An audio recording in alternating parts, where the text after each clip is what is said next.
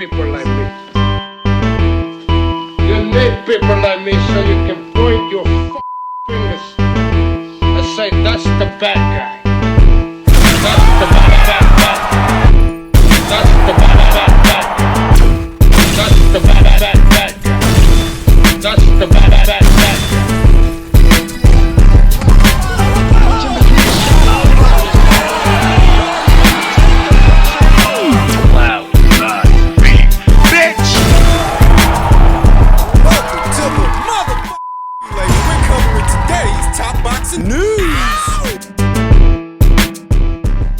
Okay, we'll start with this.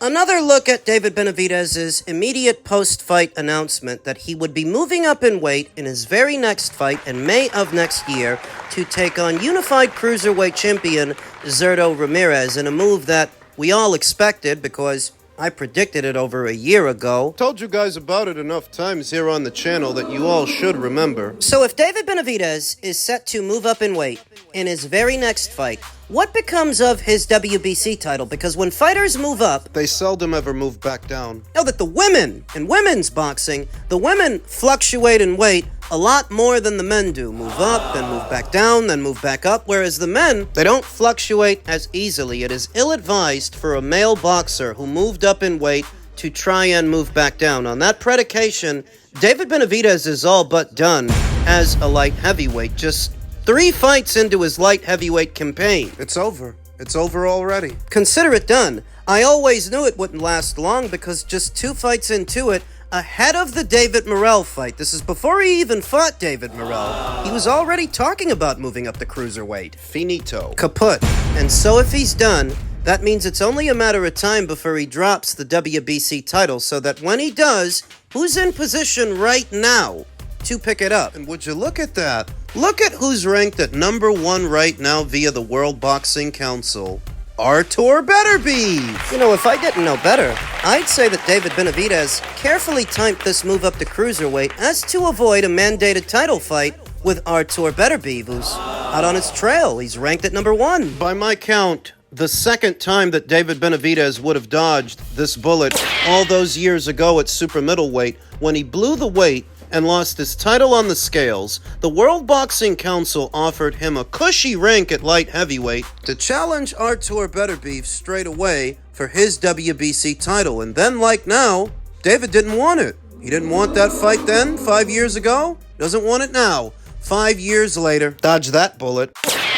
Artur Beterbiev is already getting on in age. Perhaps when he gets on a little more, 2 or 3 years from now, maybe then David will feel like it's safe enough to fight him. If Artur is still around, and he's lost a few more fights, lost a few more steps, and if he moves up to cruiser, maybe then David will feel like it's safe enough to fight him. But that is the lay of the land right now. As David Benavidez has made this announcement that his very next fight will be at cruiser, and he is not likely to move back down, Artur is already in position to pick up his old WBC title. David got out of Dodge real fast. So what this essentially could mean is that if and when Dmitry Bivol and Artur Beterbiev have a trilogy, it might be for all the marbles, it might be for all the belts, just like their first 2 fights. If Artur picks up that belt, I figure that David is going to hang on to that WBC title from now until May to keep the illusion alive. Till the Ramirez fight. Give his supporters a sense of false hope that because he still has a title at light heavyweight, he might go back down. A charade. Because he's not going to. And he probably won't drop that WBC title until the Ramirez fight or after that. The WBC probably won't pressure him either. They'll probably let him hang on to it, but he will have to drop it eventually because he's not going to drop back down to light heavyweight. This fight this weekend was his final fight at light heavyweight. He's done there. His announcement is being met with some mixed reviews. Some people like the Zurdo Ramirez fight because it's really not a bad fight. Some people do, allowing us to segue into our next segment, the Ring IQ Mailbag.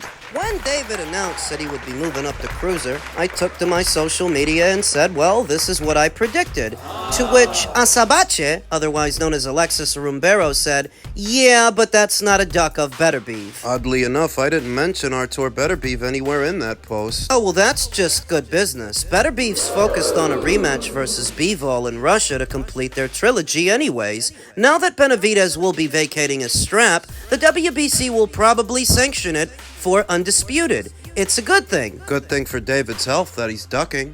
Because that's all I see. You want to dress it up as being quote-unquote good business. Another boxing fan who likes to think like a manager. A boxing manager. What I like to call a boxing fanager. It's not a duck because it's good business. No, it's still a duck. You're trying to just run a spin job on this for whatever reason because I guess you like the Zurdo Ramirez fight more than the Beterbiev fight?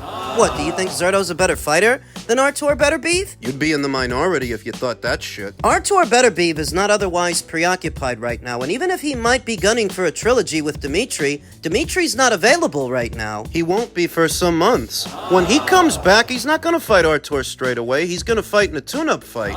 Trilogy with Artur could be as far out there as the third quarter of next year or the fourth. So the trilogy with Dimitri doesn't actually get in the way of what could have been a Benavidez fight. That if David wanted the fight, Turkey would have been happy to make it. In either the first or second quarter of next year. Look, Alexis, it just seems to me you like making stupid excuses for what is obvious. Artur is a more dangerous fight than Zurdo. Artur is harder to beat than Zurdo. That's why David is going with Zurdo, because it doesn't require him to go to Saudi, it doesn't require him to work with Turkey, because Zurdo's not as good as Artur, and that's why he picked him. Very simple. Speaking of Zurdo, a Twitter user who goes by the name George Harrington said, why is nobody calling out Zurdo for not fighting Jai Opetaia? I don't get it. David being called a duck for moving up in weight and fighting a champion, but the champion who is fighting a guy moving up a division, when a unification fight is there to be made, isn't mentioned? To which Alexis Rumbero responded, that's simple, it's because Opetaia isn't black, Mexican, Puerto Rican, or British. Therefore, nobody gives a rat's ass about him outside of Australia. And even they don't really care, because his last name isn't Zoo. I hope that answers your question. It doesn't answer mine. Are you a boxing fan? Or are you a boxing manager? Or are you supposed to be some sort of hybrid, a boxing fan who thinks he's a manager, a fanager? Your rationale for everything and justifying brazen ducking seems to be the premise of good business? What business is that of yours? You're a boxing fan, not a manager, not a promoter. You don't have a finger in that pie. Your concern should be, as a boxing fan, seeing the best fights possible. Alexis likes to call himself the filthy casual. Bear in mind that I met this guy in the thick of the boxing groups 7 or 8 years ago because he was a member of several of them. Not exactly something that a casual boxing fan would do, spend that much time talking about boxing. We're talking about hours on end, on Facebook, in the Facebook boxing groups. Casual boxing fans don't actually do that. Spend that much time talking about boxing. So then why does he call himself a casual? So that whenever you poke holes in his flawed arguments, he can always defer to being a casual. The only reason he calls himself that is as a safety net. And the only thing I'm saying is, you can't use a lack of marquee value as a reason for Zurdo to not fight Jai when Turki Al Sheikh is willing to pay for that fight. Whatever money Jai doesn't bring to the table, Turkey will bring to the table. He's been paying these guys above market value for well over a year now, so money is not the reason Zurdo doesn't want to do this, just like money's not the reason David doesn't want to fight Artur. There's plenty of money to be made in the both of those fights. Because Turkey would gladly pay for the both of those fights. More flawed logic from the quote-unquote filthy casual? It was 2 or 3 days ago that Jake Paul said that people in boxing are scared, that the real reason these big fights don't happen, it's not this or that, it's not politics, promotion, it's not money, it's that people are scared. So when a David Benavidez passes on an Artur Beterbiev fight, not once, but twice, and Zurdo skips out on unifying another title at his weight, they're scared. Oh, what, because you couldn't fight Artur Beterbiev while you wait afford Dmitry Bivol? No, you could have fought him. It's just that it's dangerous. It's not that there's no money in it. There's plenty of money in it. Turkey would have paid for it above market value. So money's not the reason. Promotion's not the reason.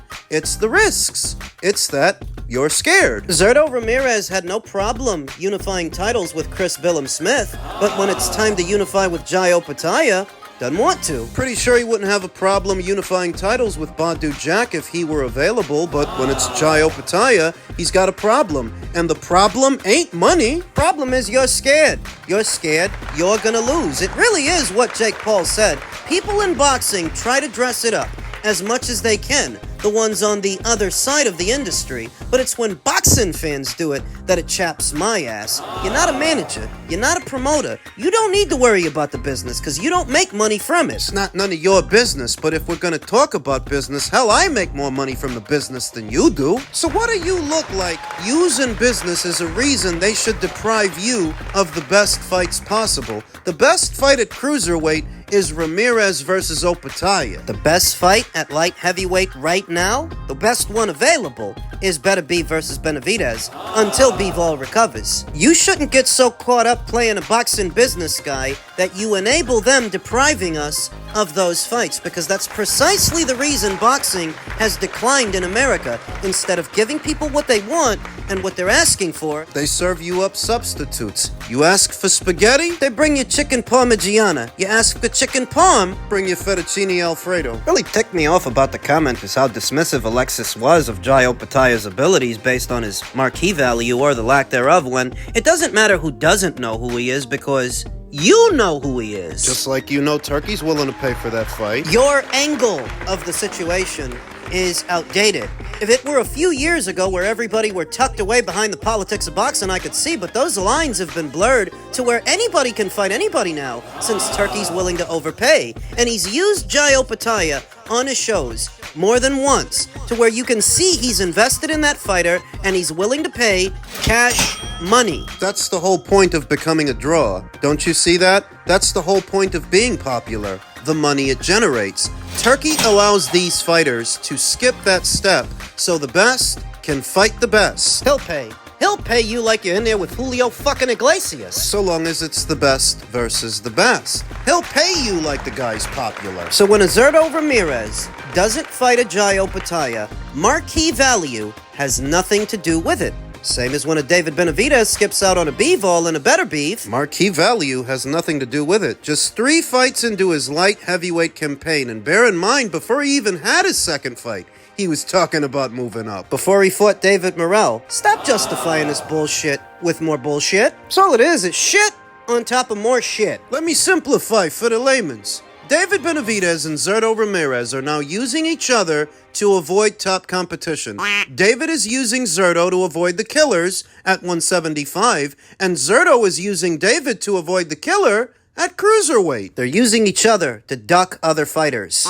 So stop calling it business. Now, oddly enough, I don't hate this fight between Benavidez and Zurdo, because it is a fight that I wanted to see years ago when they both held titles at 168. Stylistically, it is a very interesting clash. You know, because Zurdo is very much experienced at Cruiserweight right now, certainly more experienced than David, and he's more of a boxer now than he was at super middle. Still retaining some shades of his old base style, he can still handle himself in the pocket and string punches together when necessary, whereas David's a pressure guy. Not a lot about David Benavidez has changed over the years. He goes about fighting a fight the same way, bearing down on his opponents and stringing punches together. He's a pressure fighter through and through. I don't hate the fight between David and Zurdo, but I'm going to call a spade a spade. I'm going to call it what it is. You are using each other to duck other fighters.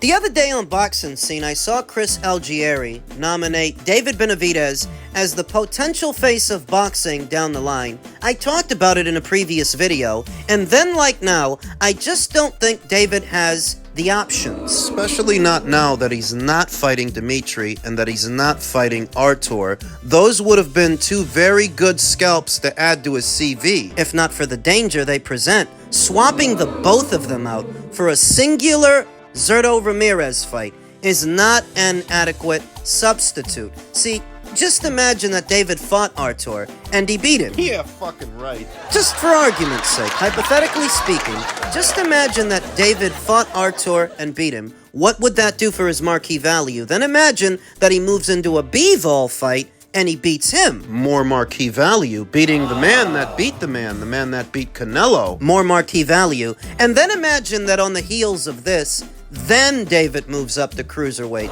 having tied up all the loose ends at light heavy, amassing marquee value before he left. Then he moves up to cruiser, then he moves into the Zurdo Ramirez fight, and then imagine that he beats him. Now, by this time, David Benavidez would be worth a nice chunk of change, but skipping those first two steps... And skipping them for a division that most Americans already don't watch, not populated with very many Americans to begin with. America don't got many, if any, prize stallions in that cruiserweight show. This is essentially what happened in the super middleweight division. David left a lot of food on the plate, a lot of unfinished business. There were any number of champions that he could have took on that he didn't. He was there through 2 cycles of champions, none of which he ever unified with, so by the time Canelo gets there and ties up all the loose ends, wins all the belts, you missed your shot. You should have took care of anybody that had a belt in that division, so by the time Canelo gets there, he has to fight you. But you didn't do that. Your marquee value didn't grow much at super middle. As a result, it hasn't really grown much at light heavyweight as well, since you were only there for 3 fights. Didn't unify any titles. Didn't really fight the somebodies. Whatever. You shoot up to cruiserweight now on the premise that you have a big Zurdo Ramirez fight waiting for you. But if you beat him, even if you beat him, what do you do after that? What other big fights are there? Listen, he's not going to fight Opetaia. I can tell you that now. He's not going up to cruiserweight for crazy eyes. Nope. You think about the move to cruiserweight on the premise that David is trying to enhance his marquee value with a singular Zurdo Ramirez fight, because beating him will make you the face of boxing? No. Who are you going to fight after that? I don't think it's going to be Jai. So maybe it'll be the winner of Badou Jack versus Noel Mikhailian for the WBC title. Will that make him the face of boxing? I don't think so. Would be a meaningful fight in the cruiserweight division, but not the fight that people who watch this division are waiting for. They're waiting for one of these champions to take on Jai. Anything else is just a substitute. If the winner of that fight between Jack and Mikhailian fights Benavidez, it'll be interpreted the same way. You guys are using each other to avoid Jai. Zurdo did it with Chris Billum Smith when he unified with him. Now he's doing it with David Benavidez, and if David beats Zurdo, he's gonna do it with the winner of Mikhailian versus Jack too. But that's not the hottest fight at the weight. That's not the hottest fight in the division. Cruiserweight's kinda top-heavy, you know. After Jai Opetaia, and Zurdo Ramirez, and Badou Jack, the talent pool just sort of drops off after that. Is there really enough there to sustain a David Benavidez? A would-be pay-per-view attraction? How many pay-per-views can you do involving David Benavidez and the cruiserweights? Talking about pay-per-views that would sell in America. This move heralds a move away from Turki El Sheikh and his Ring Magazine Riyadh season cards. Golden Boy and David are trying to do their own thing, so ask yourself, how many fights can you actually bill as pay-per-views involving cruiserweights? Though not involving Jai Opetaia. How many can you actually do?